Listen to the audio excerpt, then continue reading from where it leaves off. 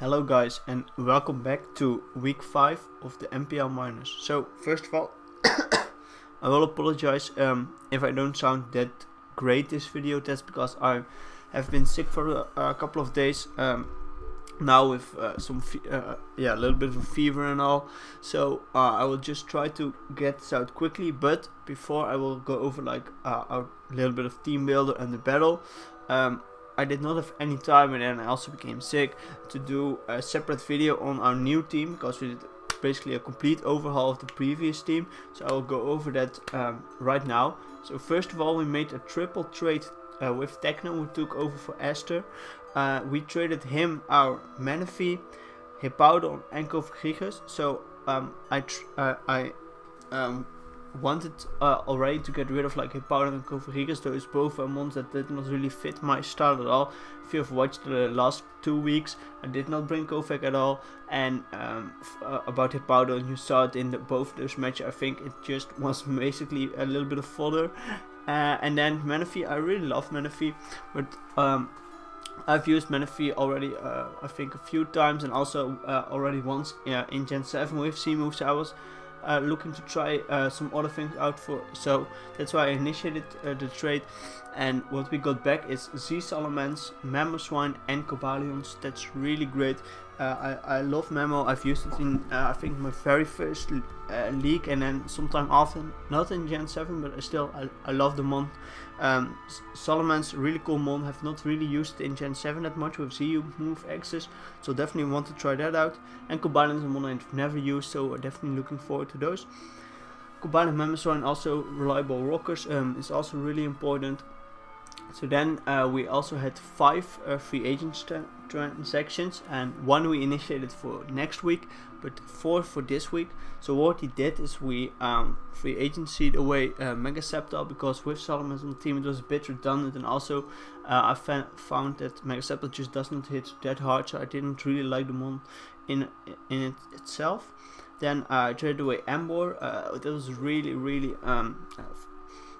really painful to do, because this past 2 weeks it was really one of the MVPs and I really liked the mon, but just with Cobalion already on the team, and as you will see with another mon that I really want to grab on this team, due to the certain pool being really low on that kind of mons, Amber just had to go away because it was just type redundancy, and I needed its a slot for some other roles that I needed to fulfill. And then Taurus and Braviary still, those are cool mons, but they are more or less mons that you want to use on one of your last rounds, just like one of those extra mons, but I don't think those are core mons to a team.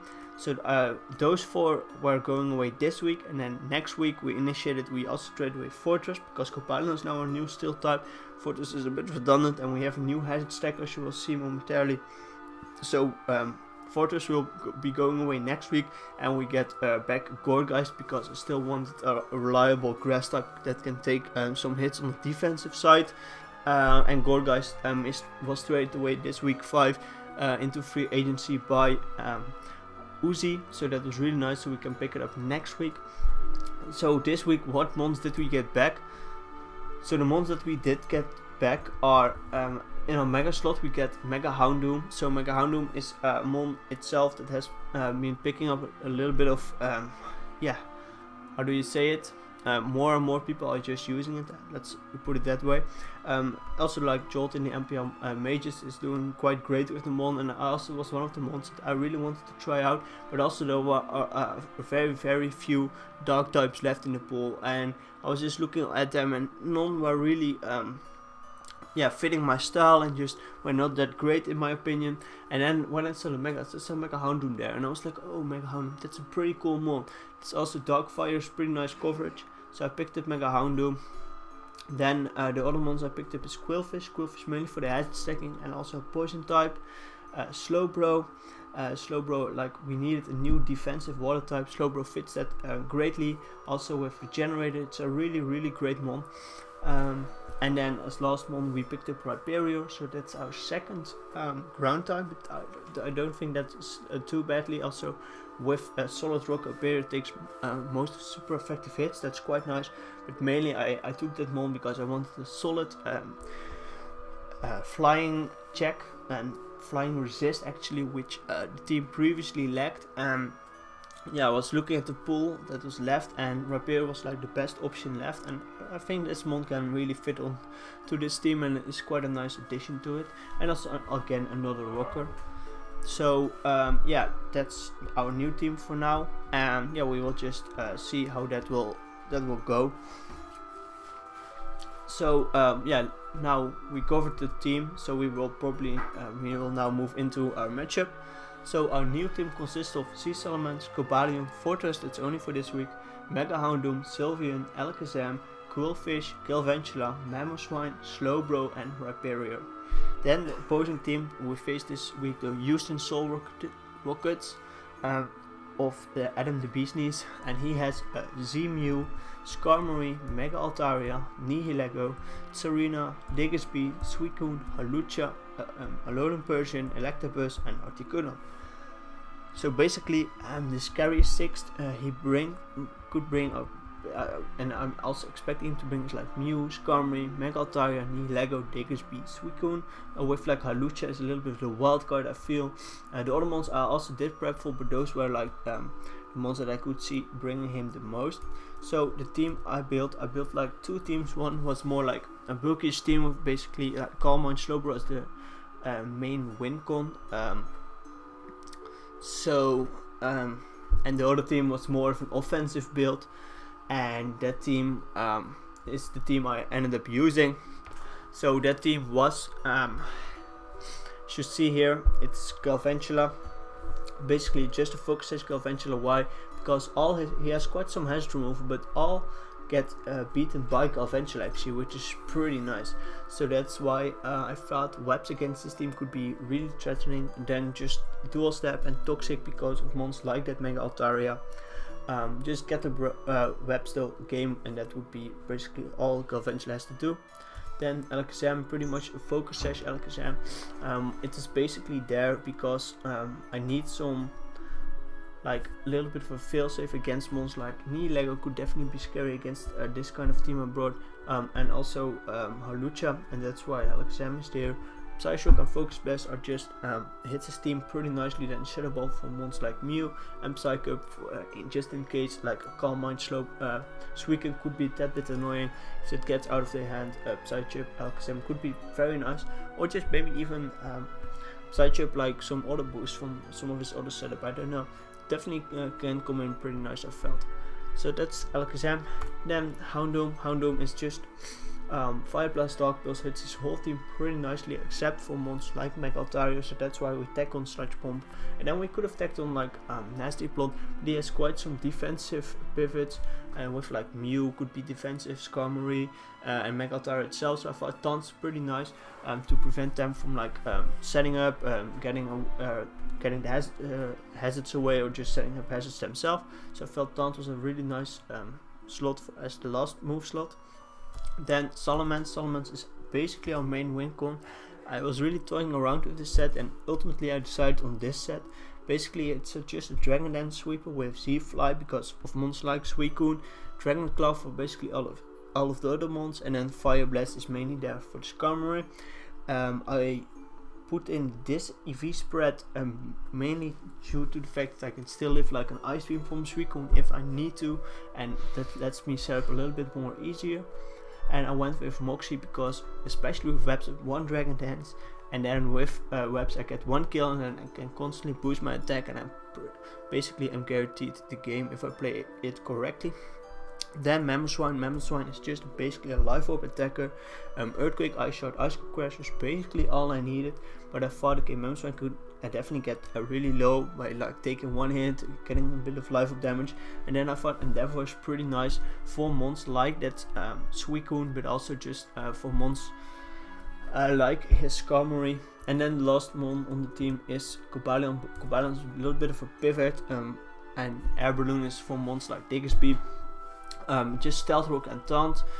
Taunt is to prevent hazard removal and hazards, and Stealth Rock is to get up those hazards because they are quite nice this game. And then Flash Cannon, Focus Blast, basically dual step, is pretty much all the coverage I need. It's a little bit more bulky because it's like a bulky pivot this match shows basically a really offensive team with like rocks and webs, and if I can keep those up and keep on some pressure and have like defensive LXM in the back, I think we might be able to pull out this game. But it's definitely it's quite an all-in type of team, so we will see how this will go. So here we are with the match. So as you saw, he brought basically the Scary 6, the Suicune, the Mega Altaria, the Skarmory, the Nihilego, the Mew, the Diggersby. So I decided to lead off with Galvantula, of course, because I don't see any reason not to. I think I can get up webs on pretty much all the teams. He leads Diggersby, he U-turns out, revealing that he scarfed Diggersby right off the bat, so that's pretty nice information. Goes into Mega Altaria, pretty obvious, of course. I go Cobalion because I can take pretty much any one hit. Goes for Flamethrower, so not 2-hit KO. I just put up my Stealth Rocks here as he goes into Mew.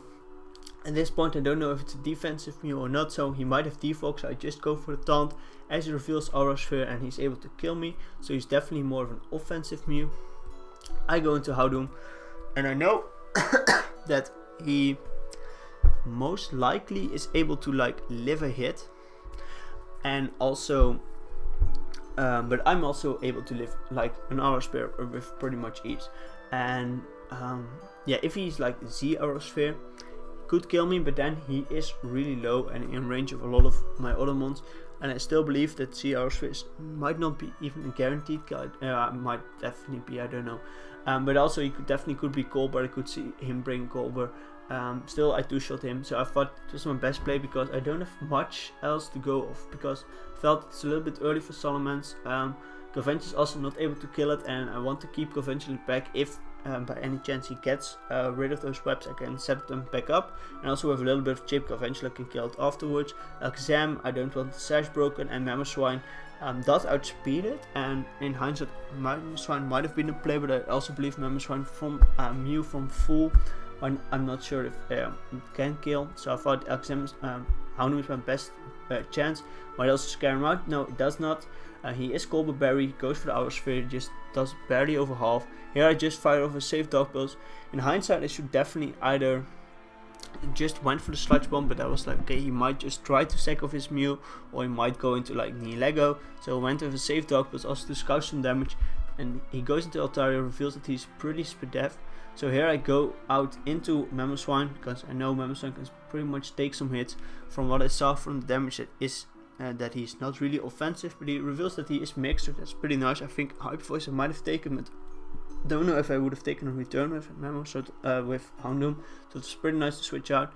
Here I basically fire off an Earthquake, I believe, or an Ice Cold Crash, I don't know, it's one of the two. Like I was really thinking what I should do, and I more or less expected Skarmory to come in, so that's why I went for the Ice Cold Crash, but he went into Suicune, which is not that big of a deal actually, because Salamence does a great job against this team if the Suicune is weakened. So I'm like, okay, I don't mind second Mamoswine to get damage off on this Suicune, revealing that he's almost max defensive with a lot of max defensive Bolt. I do some damage with Earthquake. He kills me with Scald. I can now go into Salamence, and I just straight up go for the Supersonic Sky Strike. If he has Protect, like he could tech on Protect, but the thing is, it's then again a 50-50, do I Dragon Dance or do I just go for the Z move straight up? And also I felt even if he protected, I could either Dragon Dance the next turn because I live any one hit from this mon, or in other scenario I could also just basically Supersonic Sky Strike into Dragon Claw, might also have been able to kill him even behind Protect, and that just also depends on some rolls. So when I go for it, I get the kill, get the attack boost, pretty nice. He goes Skarmory, I go for the Fire Blast, because I more or less expected him to go for the Whirlwind. I get a burn, that doesn't really matter that much. As you see, he goes straight up for Defog, so getting rid of those webs. So I'm thinking, okay, that's fine. He might not have Whirlwind then, but he gets rid of those webs. So I'm thinking, okay, I definitely need to set up a Dragon Dance now, because I also know that it's a Scarf Diggersby right there. So I think, okay, let me go for Dragon Dance. If he Whirlwinds, then so be it. If he doesn't, that's nice. So I go for Dragon Dance, as he just set up his Stealth Rocks. And here I make a big misplay. So here I'm like, okay, in my mind he can still have Whirlwind, and he might just prioritize this, the rocks and the, how do you say it, the rocks and the defog. So that's why I thought, okay, I just need to go for Fire Blast because other moves does not kill. So I just need to go for Fire Blast, and then I go from there. Like I outspeed the Scarf Diggersby, and the only other way that he's able to like revenge my Salamence is either Altaria living a hit, but I think at +3 I definitely kill Altaria from the range of that, or that he's a Scarf Nihilego. But what I kind of fear that. But on the other hand, if I just went for the DD, because like if he had Whirlwind, he would have went for Whirlwind after that defog. I should have just gone for another DD right here, and then I'm at +2 speed, I outspeed all his Scarfers, I'm at +3 attack, I kill everything, and I basically have the game in lockout modus. And also, if I watched his previous game against Aster, and I kind of forgot to do that, because Aster had like the Salamence previously, I saw what kind of team he brought against Aster, and he brought also a Scarf Nihilego against Aster, mainly for mons like DD Salamence. So I definitely should have went for the DD, but I don't, and I go for that Fire Blast, and he just goes hard into Altaria, and this makes things a little bit harder, because I'm at +2. Depending on the Altaria spread, I might not kill with Fly, and also he might just roost up this turn, expecting my Fly. But I think, okay, if I switch out, I lose so much momentum, and I probably will not come back from that. So I felt that I had to make a play of just go for the Fly here, and expecting him to just go for return, because if he returns, he basically gets a kill. As I catch him at least on the return, I go for the Fly, and I am able to kill off this Altaria. The crit did not matter, we talked about it at the end. So here he goes Nihilego, and I'm like, okay, is he Scarf? That would be so bad, but still, if he's Scarf, he has to be Jolly Scarf, and if he's Jolly Scarf, I can definitely live a hit. I think there was a really small, because of quite some bulk, there's a really small chance he kills me, but I'm basically guaranteed to live. So I just stays in, take the power gem, and I kill him off with Dragon Cloud. So it's still pretty nice. Okay, I'm up 4-3, and now he goes Diggersby, and I'm like, okay, this might be game, but this might still not be game. We don't know. And he has the Scarf Diggersby, but he has Scarf Quick Attack. So that was a really nice tech on his part, because due to that quick attack, the Salamence was not able to sweep through his team, unfortunately. And yeah, it's just unfortunate that I did not go for the Dragon Dance, because then the game was in. I had the game locked up. Now the game gets a little bit harder, because there is this Scarf Diggersby that's always able to like win the game if he is able to break the sash on Alakazam. So I have to keep that in mind.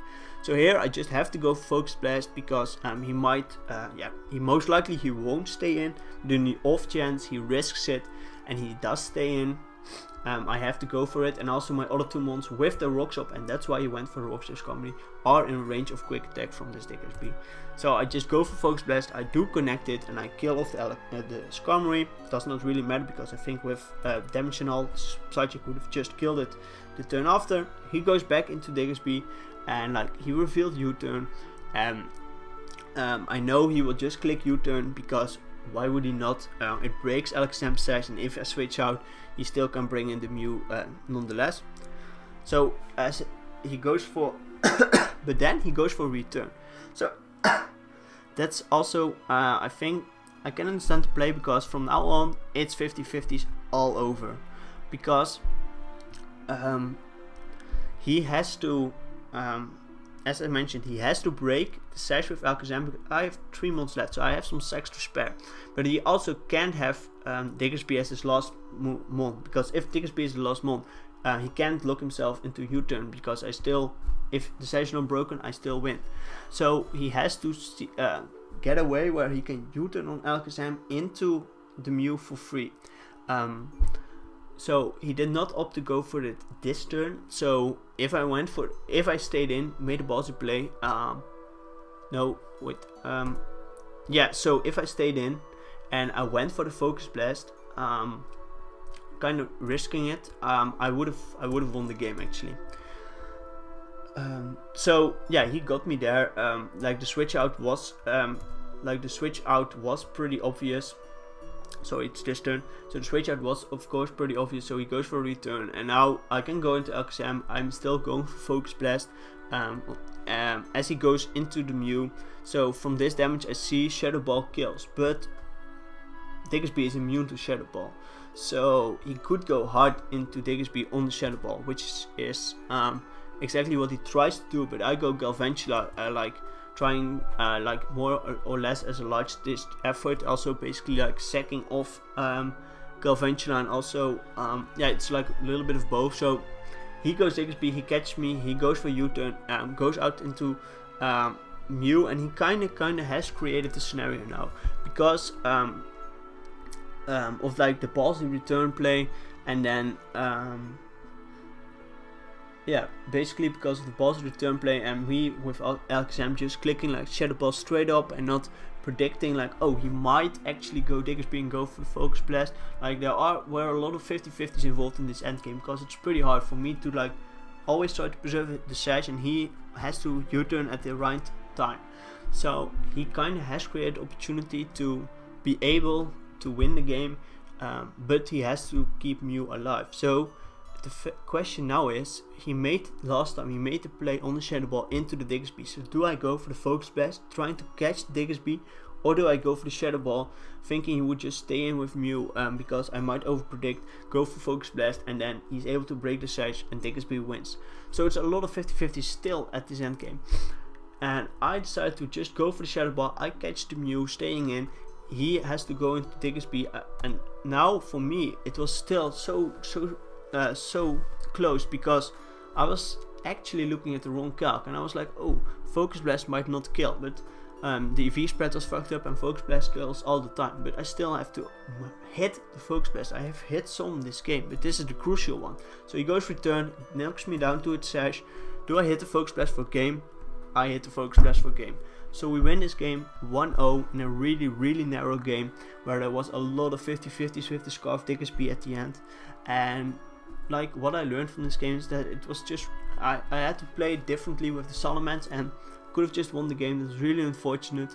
I was really happy that we were still able to pull out the game. So we're now kind of 3-0, but in fact we're 3-2 with the team because of the 2 losses we inherited. And 3-2, it's looking pretty nice. And next week Gorgeist is coming in. If Gorgeist was on the team this week, he would basically not have been able to run a Diggersby, which has U-turn, quick attack, return, and earthquake, because then it could not really touch the Gorgeist at all. And I don't think he would then have run that kind of Diggersby. I think he might have then opted to not go with U-turn or quick attack, which would have like basically mattered the world in this game, because both those moves were crucial for him. But yeah, that's just fine. We could not have made that transaction earlier because it was only dropped this week. So we're now currently 3-2. If you don't know the other results of the game, so I give you like a few seconds to click the video away, because I'm going to spoil where we now are in standing. So 3, 2, 1. Yes, so currently we're in second place in our division actually. So it's one other 3-2 team, and the Anaheim Altarias. There's still one 4-1 team. It's the team of Aster that's now inherited by Techno, but he still has to play. No, he played his first game this week, I believe. And then we're now rolling out into week 6. So we still have week 6, 7, 8, 9, and 10. So we have 5 weeks left. And basically, we have to try to win as much games as possible. But still, we might even be able to grab like the first seed. If we grab the first seed, we might make it to majors directly, but still, if we can keep up like some of those wins, I don't expect to win all 5 games, but if we can secure our second or third spot, we still have to play a few games, but we still might make it to majors. I don't know, we don't know the exact scenarios, because there's a lot of happening with a lot of coaches dropping this season in minors. I even don't know how the promotion is exactly going to go, but we will just see how this will go. But let's try to continue the streak of winning. That's always nice. But we'll see next week. Next week we play the Uzi Gunner and the Bullet Punch Club. He is not doing that great this season, but still he's a really great battler, and it's a guy I really respect.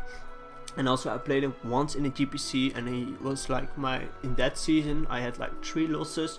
One was One was last week's like me match that I lost, so that not really count. And other one, yeah, you just have to look it back. It was really unfortunate. Like my internet kind of went down at the same point that I just switched into a mon, but then like it skipped like one turn and that mon just straight up died, and that was like a crucial turn in the game. It was really a weird game, and that's ended up costing me, and also with some hacks involved. But Uzi was like my only really clear and non-hacks loss, just to say. So he's a really great battler. I've lost to him once already, so definitely trying to pull out the win this time. We'll see how this will go. One thing to keep in mind, next week we will have a break week, and the week after we will be back with week 6. It's really unfortunate we already have a break. Trevor will also probably announce this in the fan Discord, but it's just due to some unforeseen circumstances with like some showdown happening, and then a lot of things happened in the minors coaches. Some people are just losing a little bit of interest in mons, and that's why they. But also a lot of mons have been busy in real life, and with the real life issues, a lot of games had to happen. Yeah, so basically due to all those issues, there will be a break week. This will be the last break week for sure, and that's it for now. So we will be back in 2 weeks time with our match against Uzi, and that's it for now. Bye.